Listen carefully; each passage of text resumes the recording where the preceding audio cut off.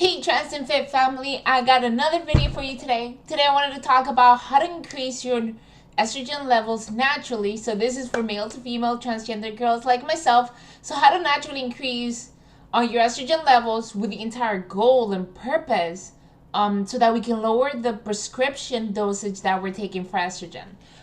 I know this is going to be a handful of tips. We're going to be using a handful of strategies I personally use to lower my dosage of estrogen.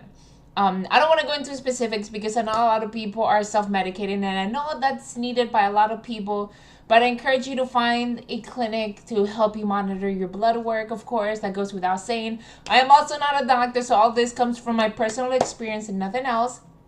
But let's get to it. So the entire idea, well, in case you didn't know, just to give you a quick background, I am on a very, very low dosage of estrogen.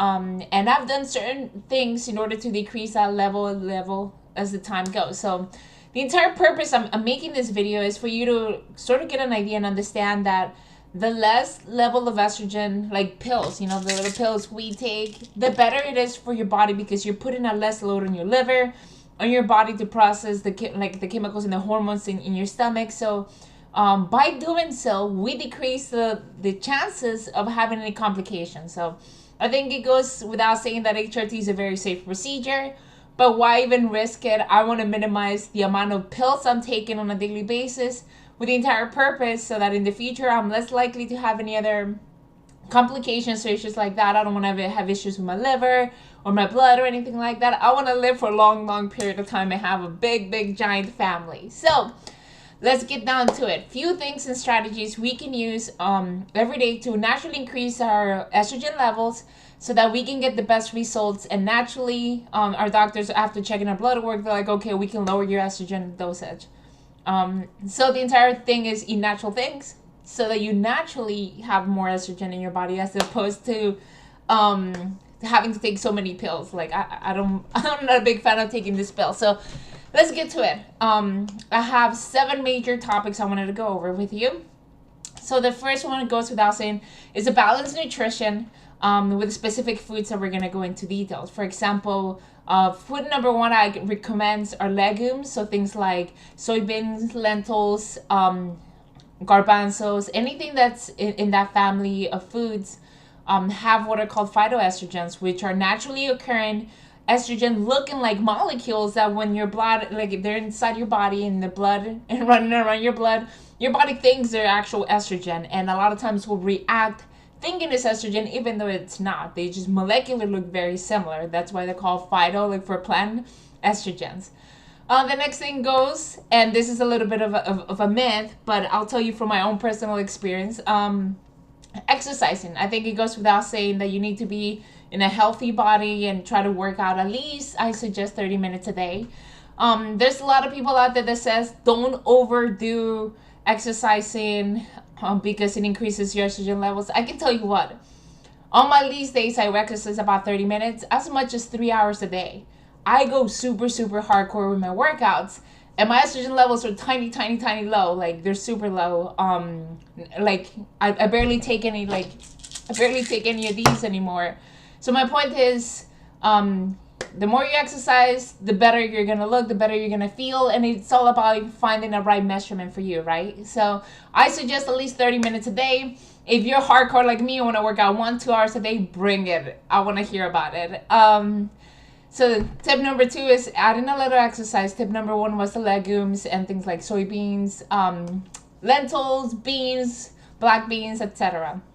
The next thing I want to recommend, and this you can find a handful of these topics online, is flax seed and chia seeds.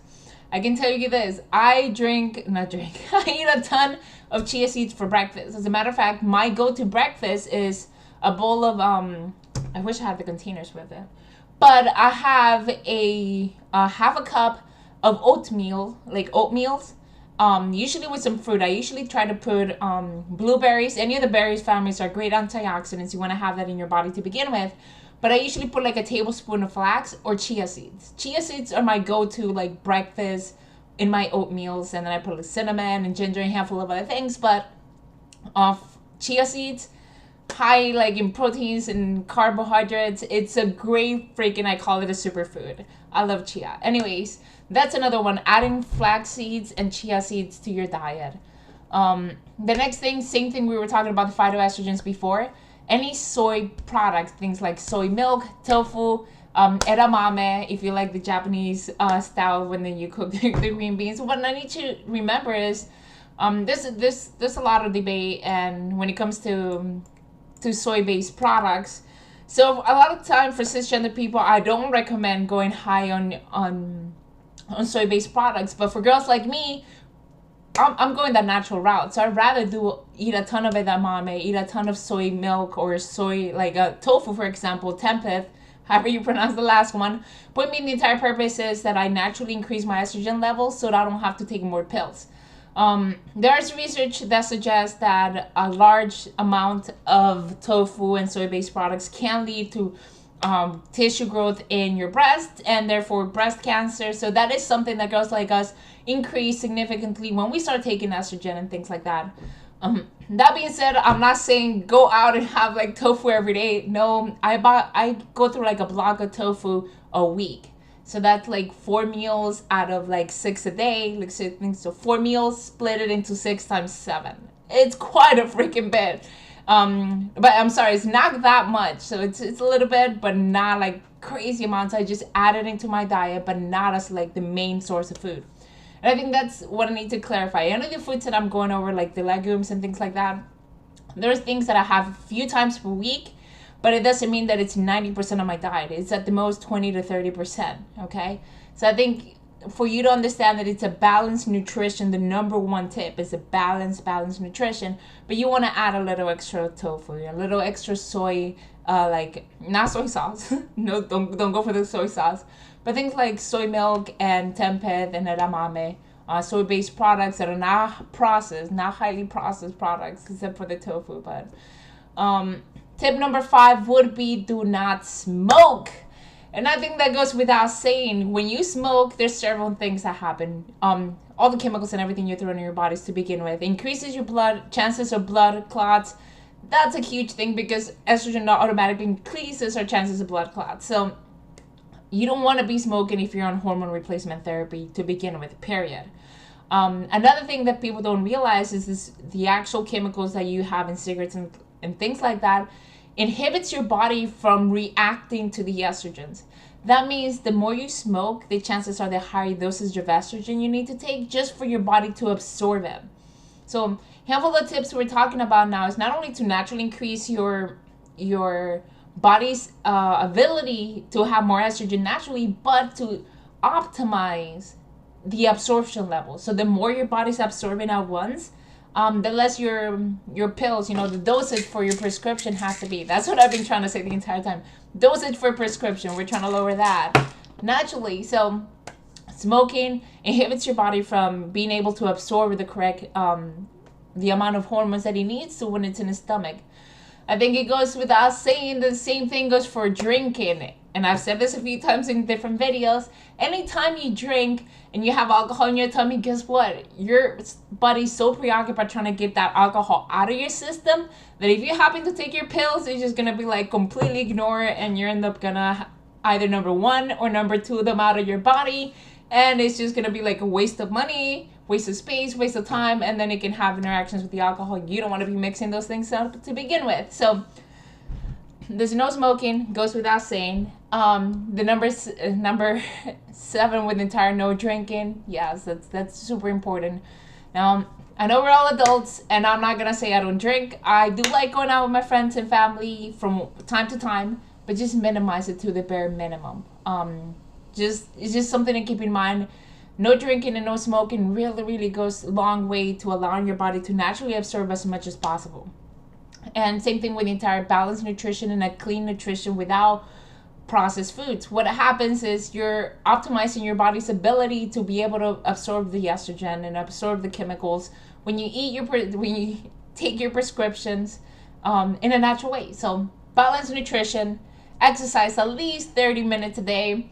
If you're hardcore like me, you want to work out 1 to 2 hours, and if you do, please let me know about it. I want to hear what you're working out, what kind of programs you're on, because bring it. Like, I love a little competition. And anyways, the last thing I say is there's a lot of research to show that girls that drink at least 2 cups of coffee a day have a natural larger amount of estrogen in their body. So a little coffee doesn't go a bad way. I drink my coffee with a little bit of Shakeology. That's a great way to do it, and getting all the extra nutrients you need, like chia, flaxseed, and a handful of other things. But that pretty much wraps up the video today. These were just some quick tips on how to naturally increase your estrogen levels in order with the entire goal to lower your prescription dosage and maximizing the absorption levels of estrogen in your body when you take your prescriptions. A few reminders that I have for you. We still have 1 week left for a giveaway. So if you want a chance to get a full workout in our box of Shakeology, I'm going to post the link up below. I also just created a brand new Facebook group for anybody to join. If you're a transgender girl like myself and want some tips, advice on how to get fed, how to do proper nutrition, how to do anything you need to do when it comes to living a healthier and safer lifestyle, just let me know. I'm going to post a link to the brand new group on the bottom. And that's about it. Hope you girls and guys have a great rest of your, wow, today's Friday. Week is just flying by. So have a good rest of your Friday night. And I'll see you all tomorrow. Bye.